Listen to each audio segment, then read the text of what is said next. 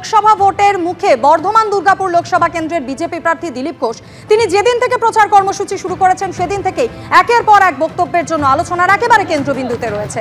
প্রথমে মমতা বন্দ্যোপাধ্যায়কে নিয়ে কুরুচিকর মন্তব্য, যে কারণে দলের তরফ থেকে এবং নির্বাচন কমিশনের তরফ থেকে তাকে শোকজও করা হয়। এরপর নির্বাচন কমিশনকে নিয়েই তার বিতর্কিত মন্তব্য, আর এবার তিনি ঝড় নিয়ে বিতর্কিত মন্তব্য করলেন। তিনি বলছেন বিজেপি ঝড় করে নাকি, ইনফ্যাক্ট তৃণমূল ঝড় করাতে চায়। ঝড়, বন্যা, ভূমিকম্পের মতো প্রাকৃতিক দুর্যোগ হোক সেটা তৃণমূল চায়, কারণ তাহলে সেক্ষেত্রে কেন্দ্রীয় আর্থিক যে সাহায্য পাঠানো হবে সেটা তারা নিজেদের পকেটে পুরতে পারবে। মন্তব্য করেছেন বিজেপি প্রার্থী দিলীপ ঘোষ। বিজেপি ঝড় করেছে নাকি? ঝড় হলেই টিএমসির একদম পোয়া বার, যা মাল আসবে ছেড়ে ফাঁক করে দেবে। বন্যা হোক, ঝড় হোক, ভূমিকম্প, ওরা চায়, তাহলে কামাই হবে। সরকারে যারা আছে তাদের দায়িত্ব ওখানকার যারা ক্ষতিগ্রস্ত মানুষ তাদের কাছে দাঁড়িয়ে তাদেরকে মনোবল বাড়ানো, ক্ষতিপূরণ দিয়ে তাদেরকে আবার নিজের জীবনে ফিরিয়ে নিয়ে আসা। দিলীপ বাবু আছে, দিলীপ বাবুতেই তার কুরুচিকর অশ্রাব্য কথা, অপ্রাসঙ্গিক কথা বলাটাই তার বেসিক কালচারের মধ্যে পড়ে। তিনি সেটা অব্যাহত রেখেছেন। আপনি দেখেছেন কিভাবে একটা প্রাকৃতিক দুর্যোগকে, প্রাকৃতিক ঝড়কে তিনি বিজেপির ঝড়ের সাথে তুলনা করছেন।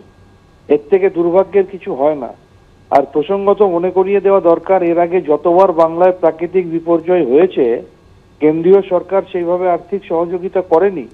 আপনাদের মনে করিয়ে দেওয়া দরকার, আমফানের সময় প্রধানমন্ত্রী এসে হেলিকপ্টারে চড়ে ঘুরে গিয়ে বাংলা যেখানে 7,000 কোটি টাকা খরচা করেছিল সেখানে তার ছিটে ফোটাও কেন্দ্রীয় সরকার দেয়নি।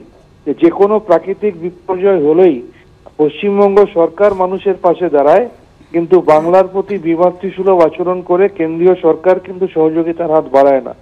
তারপরেও বাংলা বিদ্বেষী, বাংলা বিরোধী এই বিজেপি নেতাদের এই ধরনের কুরুচিকর মন্তব্য, এর যোগ্য জবাব নির্বাচনের মধ্যে দিয়ে বাংলার মানুষ বিজেপিকে দিচ্ছে। অন্যতম গুরুত্ব হারানো নেতার নাম হচ্ছে দিলীপ ঘোষ, এবং তার সবচেয়ে বড় প্রমাণ হচ্ছে নিজের সিট। আপনি বলুন না, সুকান্ত মজুমদার যদি নিজের সিট ধরে রাখতে পারেন, আপনি এটা বিশ্বাস করেন? 2026-এ বিজেপির কেন্দ্রীয় নেতৃত্ব যদি বলেন শুভেন্দু অধিকারী নন্দীগ্রাম থেকে লড়বেন না, আপনাকে অন্য সিটে লড়তে হবে, শুভেন্দু অধিকারী মেনে নেবেন? যদি এদের ক্ষেত্রে এই জিনিস চলতে পারে, why not in the case of Dilip Ghosh? কেন তাকে তার নিজের সিট দেওয়া হলো না মেদিনীপুর? তাকে বর্ধমান দুর্গাপুরে টেনে নিয়ে আসা হলো একটা কঠিন লড়াইয়ে, যেখানে তিনি হারবেন সেটা তিনি নিজেও জানেন। ফলে তার অভিমান হওয়াটা স্বাভাবিক। দিলীপ ঘোষের জন্য আমাদের সহানুভূতি রইল, এবং আমরা দিলীপ বাবুকে সাজেস্ট করতে চাই এই দল আপনি করবেন না, আপনি ওই আরএসএসে ফিরে চলে যান, এটাই আপনার জন্য সম্মানের। এদিকে ফের একবার বিজেপির অন্দরে প্রার্থী অসন্তোষ। বীরভূমের প্রার্থী নিয়ে এবার অন্দরের গোষ্ঠীদ্বন্দ্ব একেবারে প্রকাশ্যে চলে এলো। কোথায়? বীরভূমের নেতা দুধকুমার মণ্ডল তিনি বলছেন স্থানীয় মানুষ প্রার্থী হলে বিজেপির সুবিধা হতো। সবাই এলাকার প্রার্থী চায়, কারণ তাকে ডাকলে হাঁকলে পাওয়া যায়। দল যদি সাধারণ মানুষ এবং দলীয় কর্মীদের কথা না শোনে তাহলে তার ফল ভোগ করতে হবে। প্রার্থী নিয়ে উষ্মা প্রকাশ করে মন্তব্য করেছেন বিজেপি নেতা দুধকুমার মণ্ডল। ওটা ওর নিজস্ব মত, দাবি বিজেপির বীরভূম জেলা সভাপতি ধ্রুব সাহার। গোষ্ঠীদ্বন্দ্বের কথা অস্বীকার করেছেন বিজেপি প্রার্থী তথা প্রাক্তন আইপিএস দেবাশিস ধর।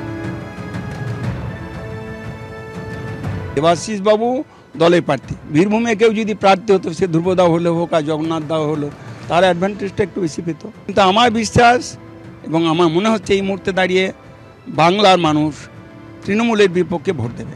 প্রথমত কোনো কলহ নেই।